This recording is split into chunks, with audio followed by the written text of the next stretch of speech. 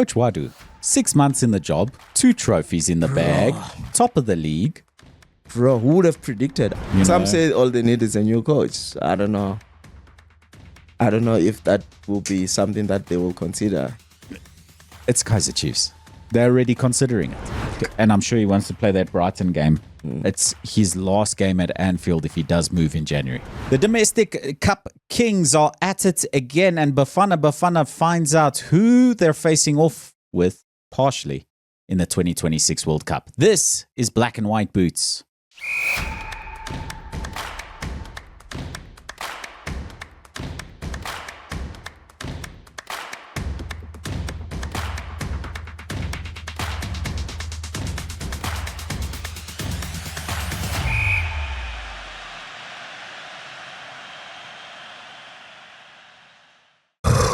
Hey, domestic kings of cup football, Orlando Pirates. Where's this camera? But I have a few things to say. Let me just say a few things. Yeah, I know, bro. Like, let me say a few things here about I'm glad we've got Orlando something to say because I'm just speechless, man. One-way traffic. Yeah. Okay. One team decides to defend, the other team decides to be more imposing. It's going to be one-way traffic. However, to create so few clear-cut opportunities over the course of that game, when it's going in your direction the whole time, I would say it was a nervous encounter. For the first 15, 20 minutes, mistakes galore. Yeah. Pirates could have seen themselves 1-0 down with mistakes from those nerves at the very beginning of the fixture. Of course, yeah.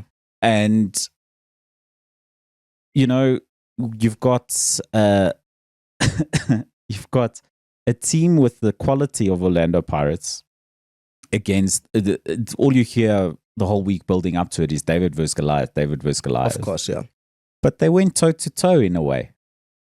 Look, and I said this before that, funnels are very tricky and anything can happen on the day. And we've seen how that Marumo Gallants was just so determined with their low block and how disciplined. Yeah. 4-5-1. Yeah.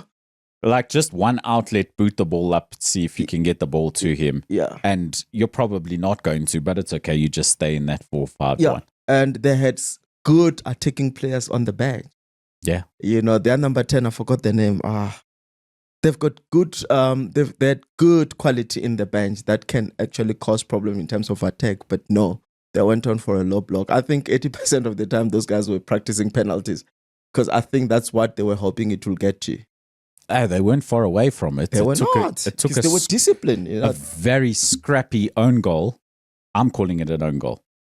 Yeah, look, it was awarded as a goal. Mufokeng's goal, yeah. It's as Mufokeng's goal. Yeah.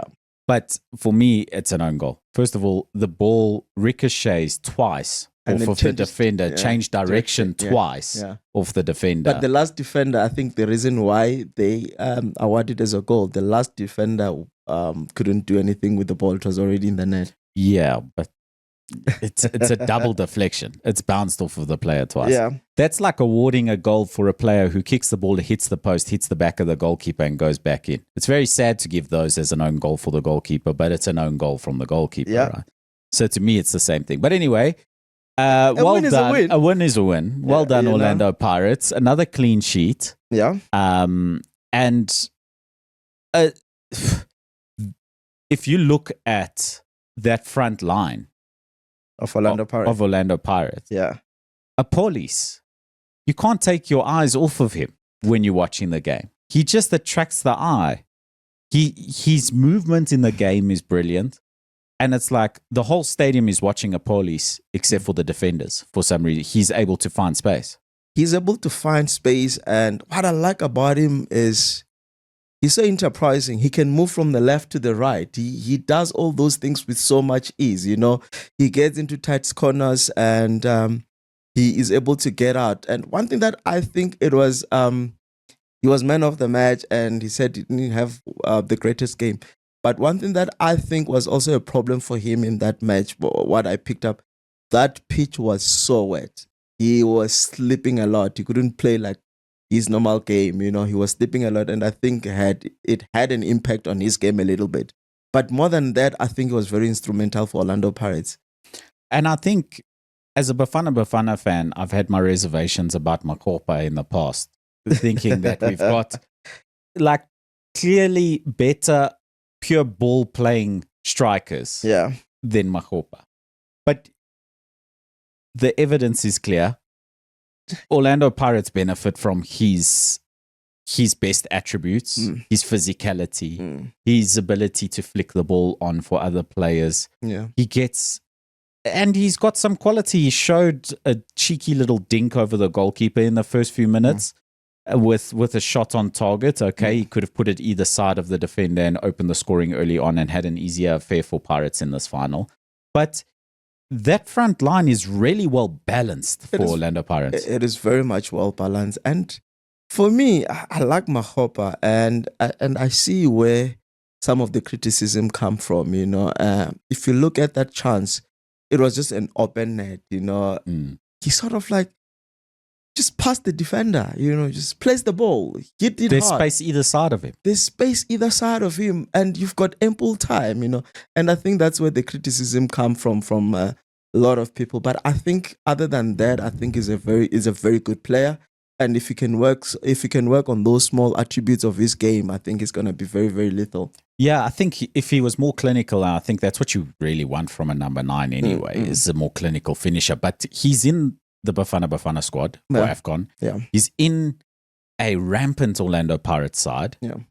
For good reason. The other attributes that he brings to the side are worth having a player who's less clinical than some of his other counterparts. Yeah. He's slightly less clinical in terms of finishing off opportunities, but he brings something different to the game. And I think when we look forward to AFCON, just moving it to Bafana quickly, he's going to probably find most of his roles coming off the bench, with Lyle Foster being the first choice number 9 in the Bafana squad. But what a great option when things aren't going your way. Yeah. It allows you to change the game plan, play the ball a little bit longer, and let some of those quick, pacey wingers on either side of him, like Mofokeng, like Apolis, get onto the flick-ons and make something happen. Yeah, and also to add to what you're saying, obviously I agree with you. He's going to be playing second to Lyle Foster. But once you bring on a player like Makopa, he makes defenders run. He's all over, he's very good with link-up play. He's unpredictable. So that kind of a player is a player that you need, and I see why he's part of Bafana. It's what Hugo wants. It's how Hugo wants to play. Speaking of bosses, speaking of coaches like Coach Hugo, Coach Wadu, 6 months in the job, 2 trophies in the bag, top of the league. Bro, who would have predicted? I, for one, and I'll be the first to admit, I was skeptical when he was appointed. And it was one of those situations where I was like, after Ribeiro, do we really need another coach that is unknown? And don't we need a serial winner? And I'm glad that I'm not in a position of power at Orlando Pirates, because, geez, it's turning out to be a very, very good coach for Orlando Pirates. Because Pirates had a good season last season, and the whole debate was, how do you come in and make a good Pirates side better?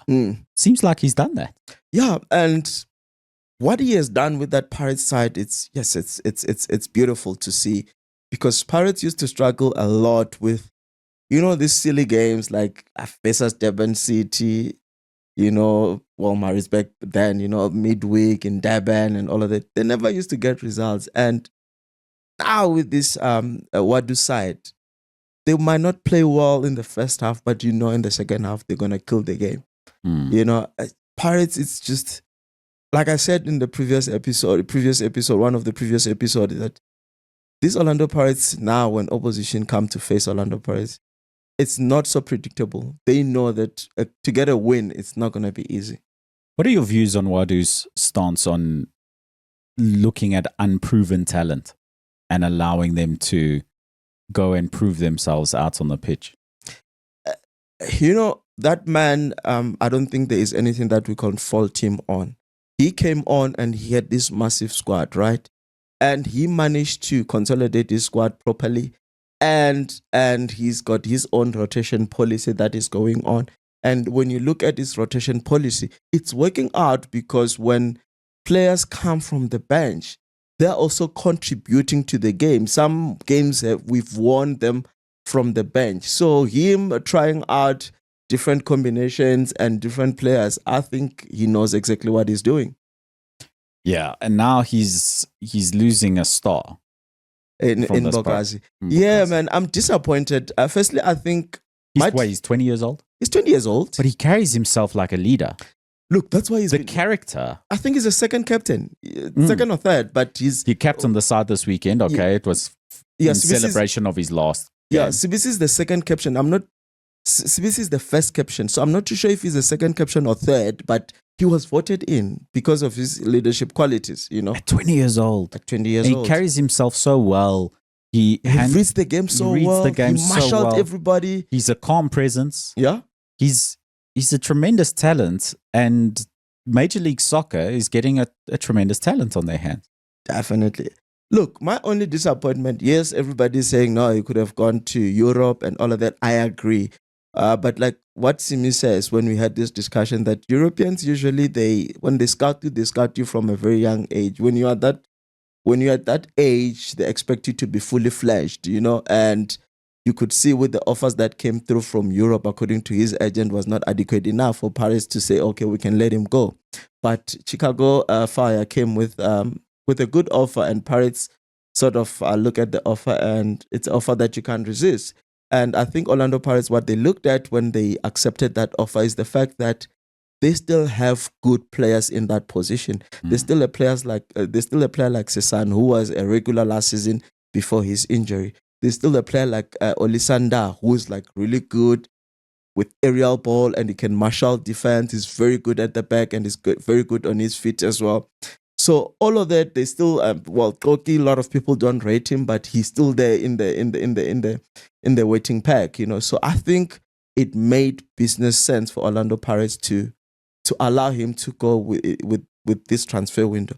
My only worry with this is that when you let go of a player like that, who had already established a partnership with Siema, now you have to bring another player.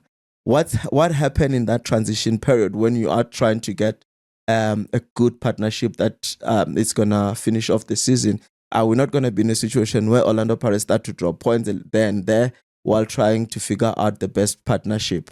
I don't know, but I just think that's the only worry that I have. I'm not so sure with that attack that Pirates have and how fluid they are. They're just gonna outscore opponents anyway. Yeah, no. Look, the best form of defense is attack anyway. Yeah.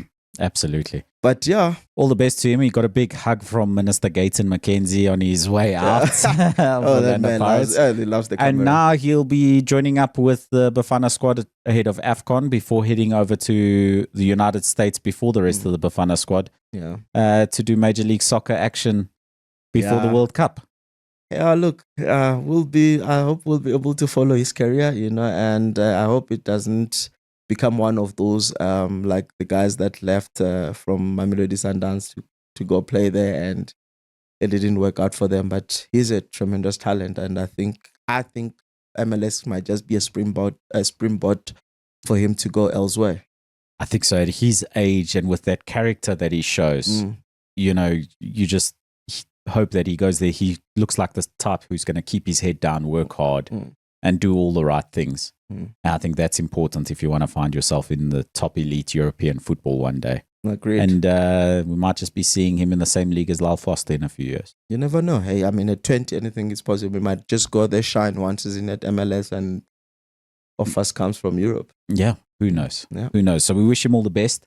Of course, he's still got some domestic affairs to deal with in the coming months. Oof. Yeah, no, I think every week until the AFCON starts, we're going to be talking about it. I'm excited, bro. Like, I don't care. Like, I'm excited. I don't care what others are saying.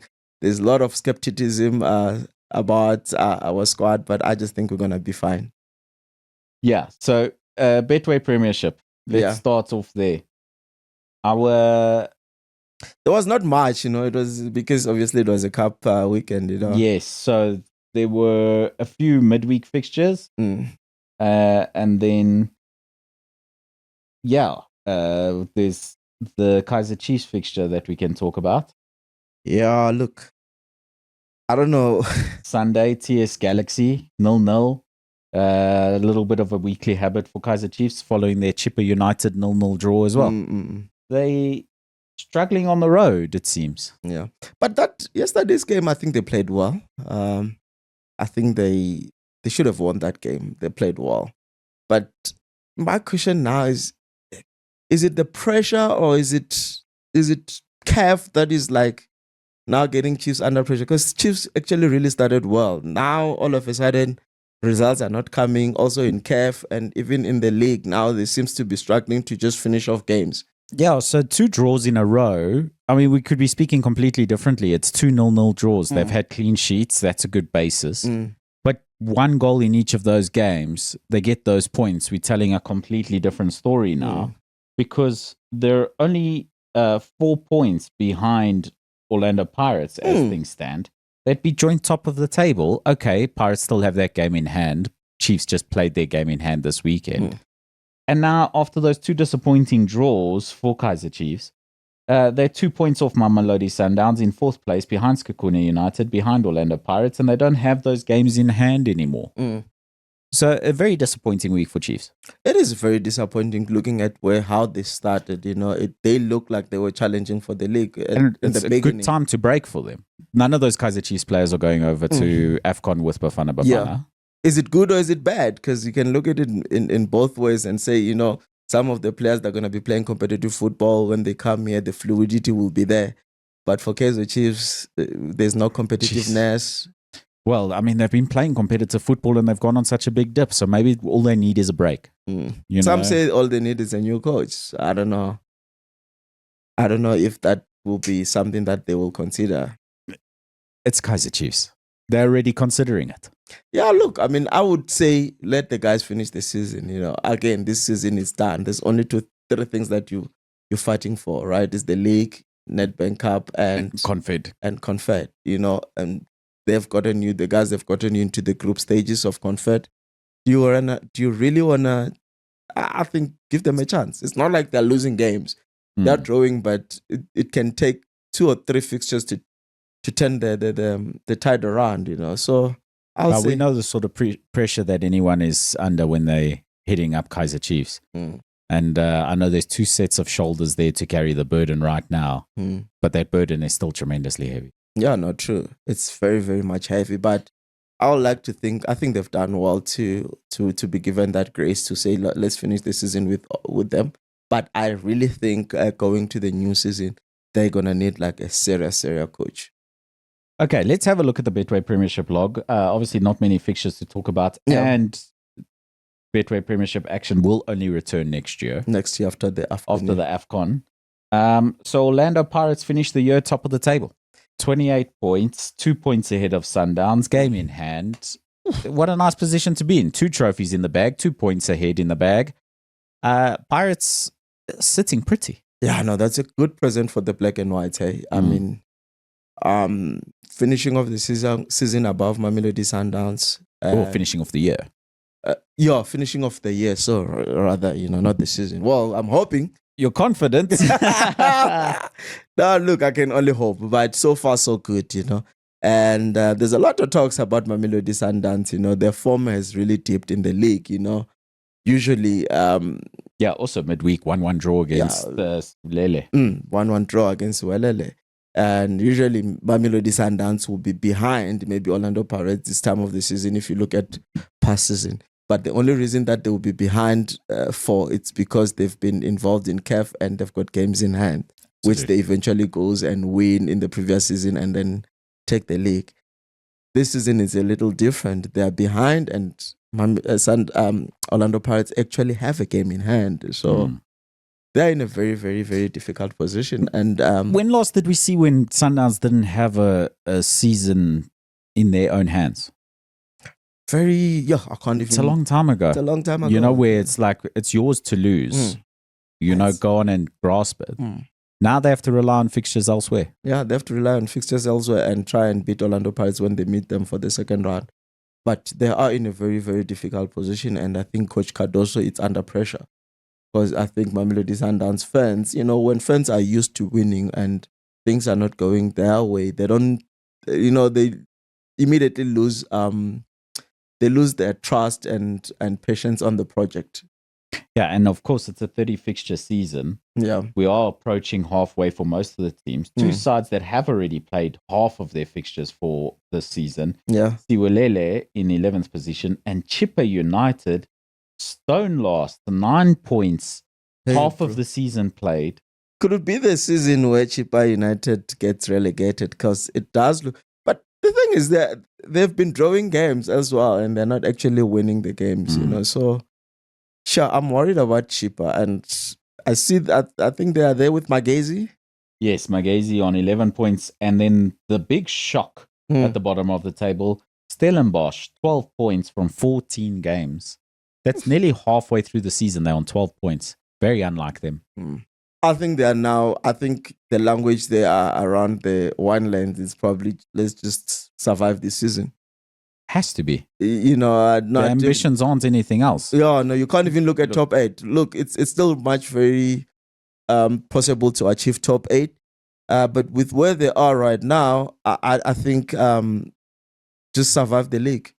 You know, and remember what I was saying. At some point, with the CAF ambitions, at some point they're gonna have to, you know, focus on one or the other. One or the other, you know. But if they can maybe win 2 or 3 games when the season resumes, I think they can be in a better position. You know, if you can just get above 10th position, you can focus well on CAF because it doesn't help to do well on the other side and be worrying about fixtures in your domestic league. Yeah, it doesn't help any, and you're not going to achieve much. It goes to show you that the investment in Sundowns over the years to build the deep squads that they have built over the years is what is required to challenge on all fronts. Yeah, and it's why year in year out you see Sundowns at the top of the league table and in the final stages of the CAF Champions League.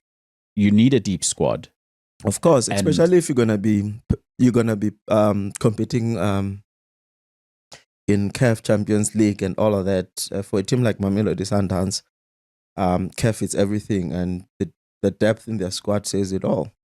As we hit this halfway point in the Betway Premiership, surprise packages for you. Who's done well that you think, wow? Durban City really did well, and I'm surprised they let go of Kevin Hunt. I agree. They're the standout. I mean, Skukuni United also pushing up the top of the table. That's also impressive. The consistency that they've shown. They've not really dipped off. I mean, we had a show 6 weeks ago talking about them being a potential fairy tale Leicester City story. They're not really off the pace from when we had that discussion. No, they're just 3 points off of the top of the table. Yeah, and they're sitting in third. They had a dip, you know, and everybody goes through that dip, you know. But overall, they're still very much up there. Basically half a season, they've been very consistent. Yeah, for me, it's Durban City. I think they were a surprise package because they are newly promoted, and to find themselves where they were, I think it was like, okay, Kevin Hunt here is cooking something, you know. Yeah, they're halfway through the season in 7th place. Newly promoted side can be in MTN8 next season thanks to the shrewd, experienced capabilities of a top manager. That's what that gets you. Yeah. So let's see how the second half of the season goes for them. Yeah. Without Coach Gavin. Yeah. And also Richards Bay did they're doing well this season. I mean they've been back-to-back seasons fighting relegation and right? Yeah. Look where they are now. They're in 9th position, you know, they're not really far off of the top 8, and also they were semi-finalists of Carling Knockout. So they were really they're a good side this season. But other than that, it's the usual suspect. We expect Amazulu to be up there. Golden Arrows, for the kind of players that they have, you know, Coach Mangoba is relying on, you know, these youngsters and a lot of unknown players, you know, and they've really did well. I'm surprised they are. I actually wanted them to be at least in the top 8. You know, they deserve to be in the top 8 with the way they've been playing. But unfortunately, results are not really coming as much as they would like. Oh, they got another half of the season to turn that around. We know Golden Arrows is a name that sticks around in the Betway Premiership. But I think Chippa is gone this season, bro. You can't be sitting rock bottom halfway through the season. 15 games, you've won 1. Yeah. I mean, for Magezi, Stellies, and Orbit College have all played fewer games than them. Even Maruma Gallant have played fewer games than them. And they off the pace. Yeah. Look, a run of results, 1 or 2 wins under their belt, we could be telling a different story. Yeah. This picture can change every week. Yeah. They just got a lot of draws. That's cheaper for you, you know. But yeah, you're right. Anything can happen. But maybe it's just premature of me to say. But I'm just looking at just one win already. One win is rough. One win is rough. At this stage, one win is rough. Yeah, you've played 15 games. 15. That's halfway. That's halfway. Yeah. You know, you've got another 15 to go. You need more than you need to finish the season on more than 2 wins. Yeah, that's to escape things. So the form has to change. It has to change, and it has to change immediately. If come next season they don't win their first 2-3 games, then we can write the obituary. Well, that is the Betway Premiership. We'll return to that in January. Oh, it feels forever. Feels like it's not even a mid-season break. It feels like it feels. We're gonna miss Wadu. Feels like the season's over. Just give Pirates the trophy. Yeah, we're gonna miss Wadu ball. AFCON. Yeah. Shall we look? We've got all of next week to speak about AFCON as well. Of course, yeah. And we've already touched on it based on Orlando Pirates players going through there. But Bafana have seen their first opponents in the upcoming World Cup in Mexico, United States, and Canada. It's a repeat of the 2010 opening fixture in the World Cup. Bafana against Mexico. Shabalala. Goal for Africa. Goal for Bafana. Goal for all of Africa. Bro. Yeah, what a moment. And it's an opening game for the World Cup. How insane is that? It's only 16 years ago. Yeah, it's only 16 years ago. It's only a few tournaments ago, and it's a repeat of the same opening fixture. This time, Mexico at home. Yeah. Mexico City. Mexico's not a slouch of a side. It's not. It's going to be a mountain to climb. If we can get a draw from that game, I'll be happy. Yeah. You know? But again, you know, in the World Cup, anything is possible. Nerves are there. They're playing at home. Just like we had the entire nation behind us, and I think we lost that. We didn't lose. We drew that game just because of nerves. We couldn't kill that game. You score first, just go and get the second one, you know. So anything can happen, but I'm really, really not confident in terms of winning that first fixture against Mexico at home. Yeah, in Mexico City in a home World Cup. Oof, it's going to be a tough fixture. It's going to be a tough fixture. But in saying that, it's not the hardest group in the World Cup. It's certainly not the easiest. Yeah, we've got South Korea. South Korea is also a good side. Korea Republic. Yeah. There's a lot of development that they've done since 2002. So absolutely. No, they're a very, very good side, actually. And it's a pretty tough group. And then it could get even tougher based on the opposition that qualify from the UEFA playoffs. What are those? The UEFA playoffs. Yeah. Particularly that set of playoff matches, because there are still 4 teams to qualify from UEFA competition across several groups. However, Bafana's group A, will be finalized over the course of 2 semifinals and a final between Denmark and North Macedonia. That's the first semifinal to be played in March next year. Denmark is a problem. Denmark's the top seed side. So they are the favorites to qualify and be in that group.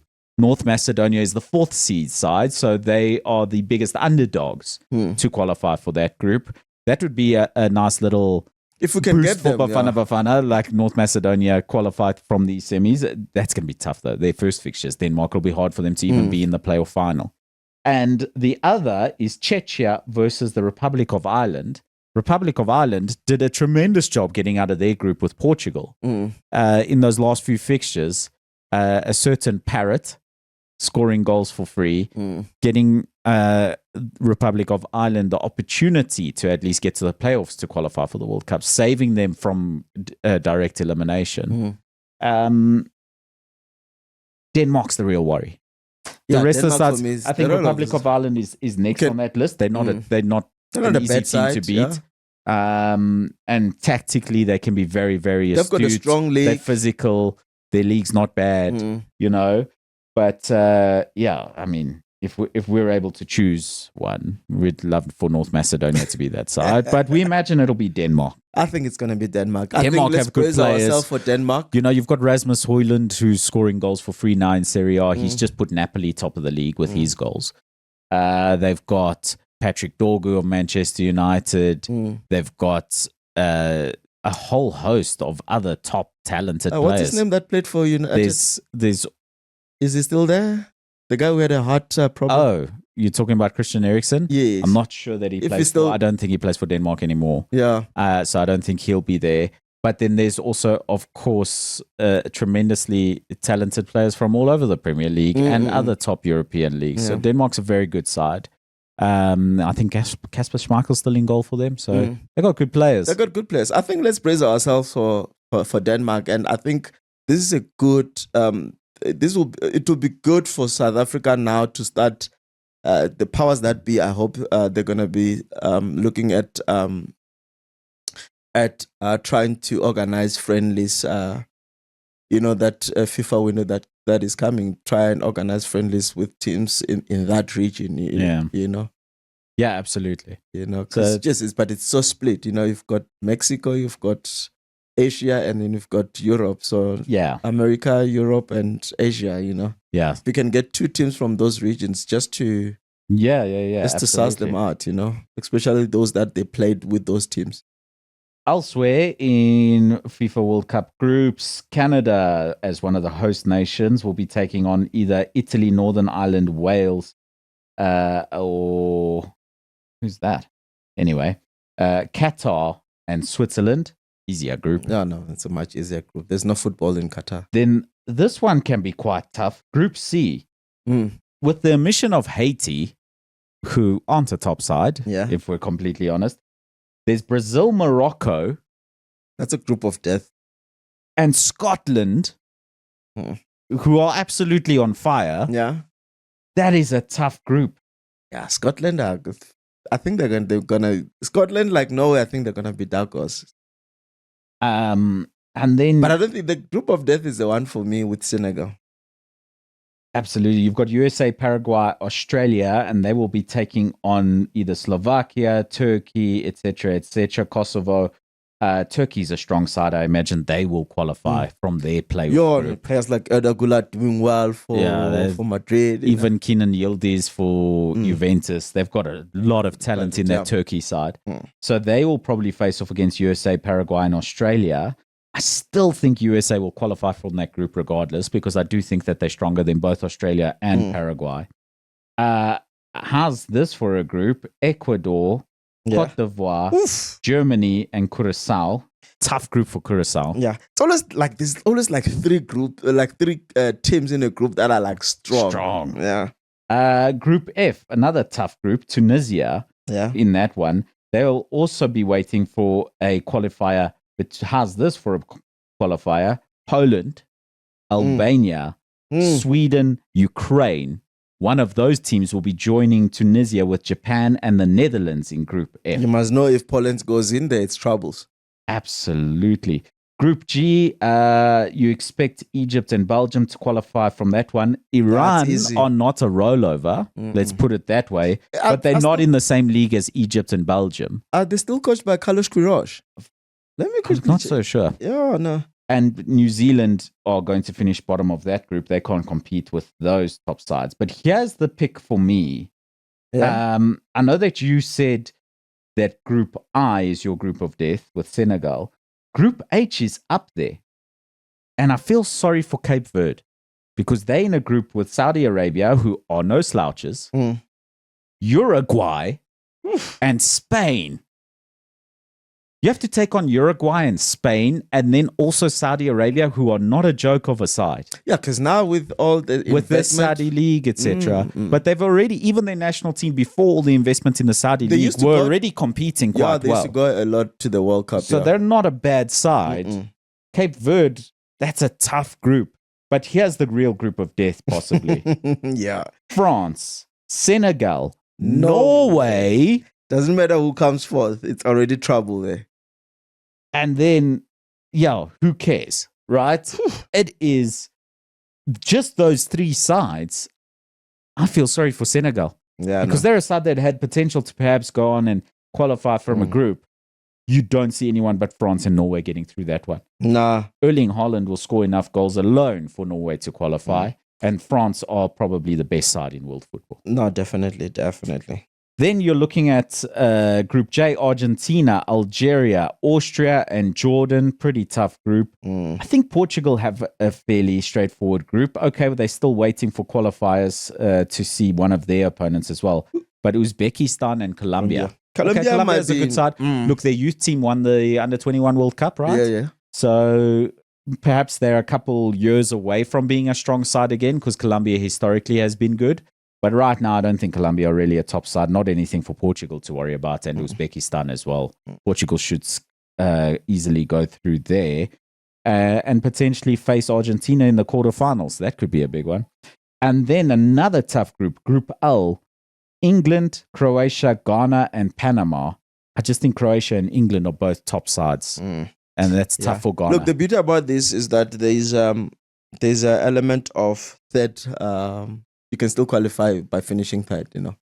But you have to finish well third. Yeah, well third. And if the other teams in your group are very good, yeah, it's hard to finish well third. Yeah, true. You have to score a lot of goals, etc., etc. It has to be tight. Yeah, no. You know, not let Croatia and England run away from you easily, and then you end up with just the points against Panama. That's not going to be good enough. According to what I've found here, Amir Galano is the Iran's coach, not Carlos Queiroz. I remember Carlos Queiroz coached them for a while. Yeah. Well, that's some of the 2026 World Cup information. Bafana to open the tournament in Mexico against Mexico in Mexico City. On the 11th of June, it's a Thursday at Estadio Azteca, if you want to go to Mexico. Yeah, the visas will be a little easier than the United States. It will be. So you can, if you want to go, because the second game, South Africa versus the playoffs winner, it's at Mercedes-Benz Stadium. It's Atlanta. So if Georgia. Yeah. So if you're in Mexico on that week, you watch other games and then you wait for their returns on the Wednesday of the 25th of June, where Bafana will take South Korea. Yeah, we don't need to see them lose to Denmark in America anyway. No. You know, it would be nice if you want to go. I think Mexico. Like, remember I was saying I would like to go if ever the World Cup is, if ever we are stationed. I think Mexico is a better holiday than the United States anyway. I think so. So to have two group game fixtures, you can go watch Bafana in the World Cup twice in Mexico. Yeah. Go have a great Mexico holiday. Only need a visa for Mexico. You don't need a visa for the America, USA. Yeah. And like maybe try and see another group stage fixture or spend some time on the beautiful beaches. Yeah. It's summertime in Mexico in June. Yeah. Just that from the 11th until the 25th, it's a long stretch in between. You know, you really have to like plan prepare properly. Budgets. Yeah. Drink fewer cocktails on the beach. Yeah. Sure. Okay, moving on. Premier League action. Aston Villa Achilles heel. Putting a halt in Arsenal's march towards the title. And that has allowed both themselves and Manchester City to slip into positions. Arsenal don't have an easy run of fixtures. Yeah, no. Look, the next one is Wolves. So the next fixture is Wolves. We know it's clean 3 points there. Yeah, we're recording this on Monday, so we can't talk about the Wolves Man United fixture as yet. So we're looking forward to it. And when you're watching this, it will have already happened. Yeah, of course, yeah. So their next fixture is Wolves. But then after that, if you have a look at Arsenal's fixtures in the Premier League, it's not necessarily smooth sailing. Not that it ever is in the Premier League. Premier League. Every game is a challenge. Every game is a challenge. Even the Wolves game might pose a challenge. Yes, absolutely. Wolves is, no club is there to be walked over. Yep. But if I just head on through to some of the matches in the Premier League and I go to match week 16, obviously, as we said, Arsenal will play Wolves. The following match week, they'll play Everton away. Everton away, it's going to be a challenge. And Everton are in good form. Then they've got Brighton at home. Okay, should be easy. Okay, it's not Brighton's best season so far. It's not the Brighton we saw 2-3 years ago. But it's still a very much determined side. Aston Villa again at the end of the month. Oh my goodness. This time at the Emirates, which helps. But that's 3 tough fixtures, in my opinion. The Wolves fixture, that one I throw away for them. But you've got to face Aston Villa, Brighton, and Everton. Everton is the fixtures away. That's some tough fixtures, and it allows the likes of Aston Villa and Manchester City to apply more pressure onto Arsenal. Yeah, but this is a position that I wanted Arsenal to be in. To prove their credentials? To prove their credentials. And also for them, if they can go toe-to-toe with City, it will give them confidence. You know what I mean? 2-3 games toe-to-toe with City. You play one match day, and then they go above you like how it used to be with Liverpool. That builds character. Manchester City were fortunate to get all 3 points this weekend. They nearly threw it away. Yeah, well, even but individual quality carries you through. Jeez, bro, how was that assist from Czechia? Unreal talent, unreal ability. Yeah, no, it's crazy. But their next fixture is away at Selhurst Park against Crystal Palace. It's not easy. And the one benefit that they do have, though, is that Manchester United won at Selhurst Park because of a Thursday night fixture for Crystal Palace and their thin squad. Manchester City share the same benefits. Crystal Palace will have to play in Europe on Thursday night and then face Manchester City at home on Sunday. Manchester City need to be strong in the first half and then be able to push through in the second half. And they've got enough talent to do that. And a deep enough squad. So they should be fine. However, that is not an easy fixture. Yeah, no, Crystal Palace are flying this season. If you have a look at the table, Crystal Palace are currently sitting fourth, having played 15 games on 26 points. They're a matter of 5 points behind Manchester City. They can be as close as 2 points behind by Sunday. Crystal Palace are absolutely flying. They're ahead of teams like Chelsea, Everton, Brighton, Sunderland, Liverpool, Tottenham, Newcastle, etc., etc., etc. They will also be ahead of Manchester United, regardless of whatever imaginary fixture that we're not talking about as of tonight. Yeah, look, I mean, Manchester City struggled with Patrick Vieira's Crystal Palace. Imagine this one, eh? Yeah, absolutely. Yeah, and it's going to be a very tough fixture. If City can win that fixture, yes, I'll be confident that, they are really now coming back, because it's fixtures like those where you have to really, really show character, I'm not worried about them facing your Liverpool, because everybody on the day just bring their A game. It's a big fixture. It's talked about, but it's all those smaller teams that, the so-called smaller team in a way, that the very good ones that gives you problems, like Arsenal losing to Aston Villa. I mean, the season Arsenal lost the league, it's because they lost twice to Aston Villa, if you remember. Yes, absolutely. Yeah. Okay. Looking at the table now, Lali. Yeah. Besides Arsenal and Manchester City. Yeah. You've got Aston Villa up there. Are we thinking that they're title contenders, or are they just there because they've won 5 games in a row? Their next game is West Ham, by the way, so it's probably another win in the bag for them. I think they are title contenders. If we look at where they were when the league started, they've managed to, remember they were down at the bottom. They were in the relegation zone after the first few weeks. Yeah. So now they've managed to climb up all the way there. Absolutely. Bro, I think Unai is really, really, it's going to be challenging. And obviously he wants that top 4. That's for sure. They're on 31 points after 15 matches, right? Or they're on 30 points rather after 15 matches. 15 of those points, half of those points have come in the last 5 games. Yeah, they've worked. They've turned it around. And from here on, anything is possible. If they can remain there through the December fixtures, top 4 is guaranteed. And a Jadon Sancho Premier League title. Yo, it's crazy. Imagine that, eh? Victor Lindelof and Jadon Sancho with Premier League winners medals. Sure. That would be crazy. Yeah, that would be crazy. But I don't think I don't think Aston Villa or Crystal Palace are really title contenders. Yeah, I think it's next City on the Arsenal. list who's a realistic title contender right now is Chelsea. They, in terms of next on the but list. if they can just get consistent, bro. They're already 8 points behind Arsenal. Yeah, they needed to win that game against Arsenal. They had to. And their recent run of form has been a draw, a loss, and a draw. They've not won a game since 4 fixtures ago. Sure. Next on that list of title contenders, you'd imagine, wouldn't necessarily be Everton, Brighton, or Sunderland, but it's Liverpool, who are already 10 points behind Arsenal. Surely we think Liverpool's run at the title is finished. It's done. The most they can get is top 4. And again, I'm looking at an outdated table for you. But even if Manchester United are to win against Wolves, you're saying to me, Marco, you've skipped over Manchester United. Are they not title contenders? No, they are not. Nah, I thought they would, but it's too soon. Too soon. They have shifted in terms of mentality and trying to get results, and they're not losing games at least. But I think for them to be title contenders, you need to be serial winners, and they're not at that stage not as yet. What do you think of Manchester United while we're on it?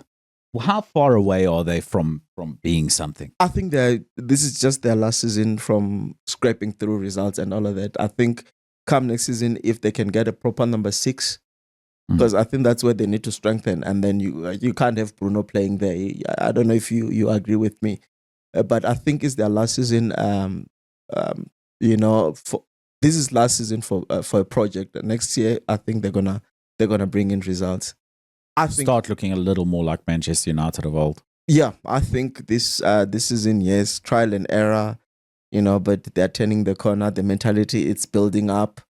I think next season with 2 or 3 signings, like good signings, they might just be Manchester City to watch out for. I mean, Manchester United to watch out for. My hope as a Man United fan is that Ruben Amorim gets the opportunity to take some risks at some point in this season. Okay. Because he's going with the same lineup week in, week out. And as much as Man United, we imagine they're going to suffer during AFCON with the loss of Mazraoui, Amad Diallo, and Brian Mbeumo in particular, who's been Man United's best player this season. But that's an opportunity for him. It's an opportunity because now Brian Mbeumo is going to go away to AFCON. It's an opportunity for Ruben Amorim to experiment and bring in some of the youngsters. And I really hope it's Kobe Mainoo. I think he was so good for England as a teenager. He looked like a world beater. And the system doesn't favor Mainoo, perhaps, But I hope that he's just forced to play Mainoo and that Mainoo gets a run in, because I really hope that Mainoo is one of those 2 double pivot players next season. And that, not that I want Bruno Fernandes to take the position of Cunha or Mbeumo, because I think those are Man United's 2 top attacking players, right? But Bruno has to be in the team next season as well if Man United are going to do well. He's their best player by far. But should we not be seeing a front 3? I know Šeško came in for big money and he's the number 9. But should Man United not be a front 3 of Mbeumo, Cunha and Bruno Fernandes? That could work. If you're going to stay with this system. That could work. I know that you can fit everyone in if you change to a 4-2-3-1. But the Ruben Amorim's never going to. It's not going to go for that formation. No. Yeah, look, I think... Because if I were manager of Manchester United right now, and I want Ruben Amorim to stay manager, don't get me wrong, I would be looking at a 4-2-3-1 right now and putting Šeško ahead of Bruno Fernandes. And then you've got Cunha and Mbeumo wide on that side. And that looks like a stronger outfit automatically. And then maybe a Kobe Mainoo next to Casemiro in that double pivot. One thing for sure is that you're going to have to... I think he's limiting himself by playing Bruno so deep. Bruno can give you so much more if you allow him to go play that role, that number 10 role. Well, it's going to be an interesting Premier League. But I believe that there is something there. I think next season it's going to be slightly. I agree. Man United will be different next season. I think this season, I think yes, there's there's good signs of a good side and all of that, but I don't think they are at the level where we can say they're title contenders. And I think I was a little ambitious when I said top 4. I think top 6 is realistic for them. I think so, and I think it'll be a good result for Manchester United in terms of progress and progression. Yeah, and hopefully they don't regress with those players leaving now. Because losing 3 key players can impact your squad. I think Mazraoui is not a massive loss just purely because... he usually comes from the bench. Yeah, I think Man United have adequate cover in that area. I think Mbeumo is the big loss. I think Ahmad has also done a lot from right wing back. Now Man United's only solution at right wing back is actually Diogo Dalot. And he needs to step up. I think he's a good player. I think he gets a lot of criticism. But his final ball, he just needs to work on a little... But he's been playing on the left fullback position. He's really been playing out of position. So let's hope that he can make that right fullback position his for a bit and do well there. Yeah. And then otherwise, Mazraoui's mostly playing right centre back. I think there's adequate cover in Aiden Heaven and Lenny Yoro, Harry Maguire, whatever, to play in that position there. So I think Ahmad, in terms of his threat, there's a bit of a loss there, but Mbeumo's a big loss for Manchester United with the upcoming AFCON. And it's probably his last fixture will be on Monday night, the 15th of December, against Bournemouth. Most probably. Man United at home to Bournemouth. But let's look at other fixtures. Chelsea against Everton. We just spoke about how tough a fixture Everton can be. Chelsea, look, they can probably beat anyone on their day. They have a very good squad. They've spent a lot of money. They've bought top players. They're world champions. As people seem to keep reminding me. But which Chelsea's going to turn up? Yeah. There's so much. Yeah, like Chelsea, if they win the next game, it's either a loss or it's a draw. Yeah. It's like ping pong, like up, down, up, down. Liverpool play Brighton and Hove Albion at home. It's not the Brighton of the past, but this is not the Liverpool of the past either. Yeah, no, they can get another draw. And it's really tough right now with all the Salah action going on. Oh, crazy, bro. What's going on there? Oh, it feels very Cristiano Ronaldo-esque. Is that he's not happy to be playing a bit part. I think that he's fully within his right to feel aggrieved because of all he's done for Liverpool in recent seasons. He's a top player and it's not working for the whole team and he's the one who's being sacrificed. And since he's been sacrificed, results haven't improved drastically. No, they haven't. I mean, the performances have perhaps improved slightly in a way. But I don't think he's the problem. He's not the problem. He's not the problem. But in saying that, so Liverpool have adequate cover. I know Liverpool fans don't want to hear this. But Liverpool have purchased adequate cover for Mo Salah. Could we see last him season leaving was this he transfer? should have gone in. He should have gone in the summer. They should have got top money for him from Saudi, and reinvested that money. Yeah, it should have happened already. But is it too late now? I think it's too late to get the sort of money they were going to. Yeah, because now even if you want to make an offer, you already know that there are cracks in the relationship. So he doesn't want to play for Liverpool after this AFCON. It seems pretty clear to me. But the reports are he turned up for training today. So yeah, well, he's a professional. He's a professional, and I'm sure he wants to play against Inter. He's not like this an week, Isak. and I'm sure he wants to play that Brighton game. It's his last game at Anfield if he does move in January. If he does move during the AFCON. Yeah. To be said, man, if that's how this is how you bow out at Liverpool after all he's achieved there and what he has done for the team, bro, like that man lives for Liverpool, eh? And he would have liked another full season to get some goals on the board because we know Salah would have started scoring goals and it would have got him closer to like a good haul of Premier League goal, like so that he could sit on that table of some of the greatest Premier League goal scorers of all time for a little longer. Talking about goal scorers of all time, Haaland has reached his 100. Erling Haaland. He's a goal machine. And he's got there very quickly. In fewer games than any of them. Henry. Drogba. All the likes. It's crazy, eh? It's crazy. No, he's a goal machine. Look, he's in a good Man City side that provides him with a lot of opportunities. Of course, That helps. But put him in any side, he'll score goals. Definitely. We saw him at Dortmund, Yeah, he'll score goals. He'll score goals. He's done it his whole career, from youth career to professional career. And he's going to finish his career as one of the top goal scorers of all time. And I'm excited to see him at this upcoming World Cup as well for Norway. We spoke about Arsenal Wolves. We've got Manchester City Crystal Palace, which we had a little chat about as well. Aston Villa West Ham we spoke about slightly. Forest versus Spurs. Forest at home. Spurs might struggle. Spurs might struggle. And also Spurs again, Spurs is like Chelsea. We actually don't know who's going to show up. Who's going to show up. Yeah. I was about to say the very same thing, that Spurs hasn't really been a team that you can fear this season, Yeah, and Thomas Frank he's clearly a good manager. He's finding his feet. But it's a transition season. Yeah, it is. Let him stick it out. Give him some time. Let him sign few players. But maybe Ange wasn't the problem. But also he's still got like few players on injury. Yeah. And now Doggy's joined the injury list as well. Yeah, so I think it's a tough season for him. It's a transition. I got slated for my opinion on Mickey van der Ven. Why? Because I said that he's the best individual centre-back in the Premier League.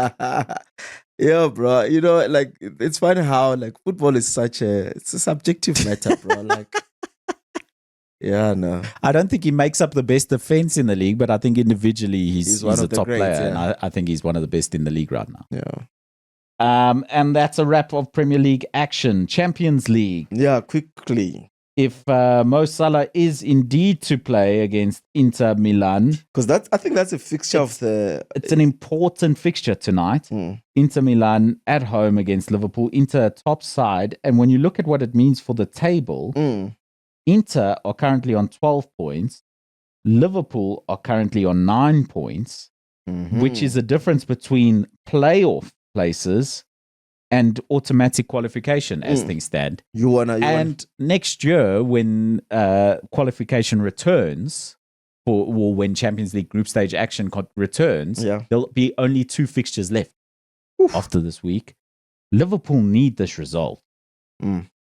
They need to catch up to the likes of Bayern Munich, Inter, and Paris Saint-Germain. But in saying that, as poor a season as Liverpool have had, in terms of the Champions League, if they are to beat Inter, they'll be level on points with Inter, Real Madrid, Bayern Munich, and PSG. Not so bad. Yeah. That's not a horrible season. Because I'm thinking if you're Liverpool, you look at the league and you're like, our chances are really, really slim now. What is the best thing that we can do for our supporters? It's just to go and try and do your best in Champions League, and I think they're gonna go all out. Absolutely. Elsewhere in Champions League qualification, Bayern Munich against Sporting. Sporting can be tough opponents, but not tough enough for one of the best sides in Europe right now. Yeah. Bayern Munich are too strong. Too strong. Atalanta against Chelsea. Which Chelsea's going to show up? Never know. Good but question. Atalanta are a good side. Ademola Lookman before joining Nigeria at AFCON. He's a top player. Yeah. Speaking of top players who are about to join Nigeria at AFCON, Galatasaray and Monaco. That's going to be a nice game. The second on the list of top goal scorers in the Champions League, behind Kylian Mbappe, is a certain Nigerian star playing for Galatasaray, Victor Osimhen. And Monaco are struggling. Yeah, Monaco are struggling. It's an opportunity for him to push on. Although it might be an opportunity for us to see Paul Pogba back in action. Yeah, that's what I'm going to check out. League. Just for Paul Pogba. Just for Paul Pogba. For the excitement of it. Yeah. Barcelona versus Eintracht Frankfurt. Barcelona haven't had their best Champions League campaign of their history. We know that German opposition can be quite tough. But I expect Barcelona to sneak through past that one. Tottenham, lucky to be playing Slavia Praga this weekend. I think especially at home. They should steamroll them, to be completely honest. Newcastle against Bayer Leverkusen. Tough game for Newcastle to travel to Leverkusen. But Leverkusen haven't really been the same ever since Alonso left. But no, they've just recovered. It was just that period under Ten Hag that was really poor. But they've recovered well and they're playing really well. Okay. So even in their domestic affairs. And then probably the fixture of the week, Real Madrid against Manchester City. That could be a final. Camp Nou. Yeah. Santiago Bernabeu. Santiago Bernabeu. Yeah, sorry. Yeah, look, my problem is that there's no return fixture, man. But I think it's going to be a crack of a game.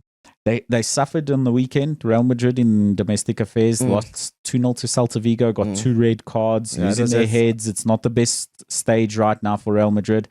But Kylian Mbappe is on 9 goals in the Champions League. Yeah. And he would want to continue on that run. Yeah. It's going to pose this isn't the best Manchester City form in the world either. So it's a tough game. Yeah, it's difficult to predict how that game is going to turn out because both teams are just like Real Madrid at home in a Champions League game. You always have to back them. Yeah. You always have to back them. And City on a good day, they can cause an upset. But this season, I think, if anything, if City has done well in that fixture, it would have been a draw. And then Arsenal, who are perfect in Champions League qualifying, in Champions League group stages so far, can go do some sightseeing in Bruges, in Brussels. We saw how Barcelona battled with Club Bruges, eh? So they mustn't go there and think it's going to be a walkover. It's going to be a walkover now. But they're the informed side in European football, are they not? Yeah, they are. No, to be fair, they are. Yeah, nice little trip there for them. That will be on Wednesday night at 10 p.m. Juventus against Pafos. Oof, Juventus really need to start turning things around again. And Napoli, Benfica, that's always a fixture I pick out. I think Napoli are top side, Benfica struggling a bit, but it'll be nice to see Jose Mourinho figure something out against Napoli. Yeah, I think his heydays are done, man. Jose? I think it's over for Jose, bro. He's a good manager. This Benfica squad's too thin for him. I think he needs some time there, and I think he's going to make He was at Benfica. Roma. He was at Roma, Galatasaray. He's been coaching. You know, I'm just saying that I think the days of Jose Mourinho, and I think you reach a peak as a coach, and then it comes and goes as well. I think he was doing really well at Roma when he got offered some international manager jobs, and he stayed at Roma, and then they fired him soon after, and they didn't back him, which was sad because it would have been nice to see him as England or Portugal manager. I think it's time for him to look in that direction. I think if he gets another offer now, I think he goes. I think he goes his into time at club international level. management. I think it's done. Yeah, it's too tough now at this point. It's too tough. There's just too many young coaches that are coming up, and they are just making it difficult for the likes of your Jose. You've seen how even the legend himself at Real Madrid was struggling in the later stage of his career. What's his name? Carlo. Yeah. Yeah. Club competition. Too tough right now. Yeah. Lally. Yeah, man. I haven't seen you in 2 weeks. That's why we've gone so long in this episode. Yeah, no, bro. Yeah, we have a lot to catch up on. Yeah, true. Yeah. Anyway, I'm Marco Martins. I'm Mulalo Musuphi. This is Black and White Boots. Danko. Danko means thank you.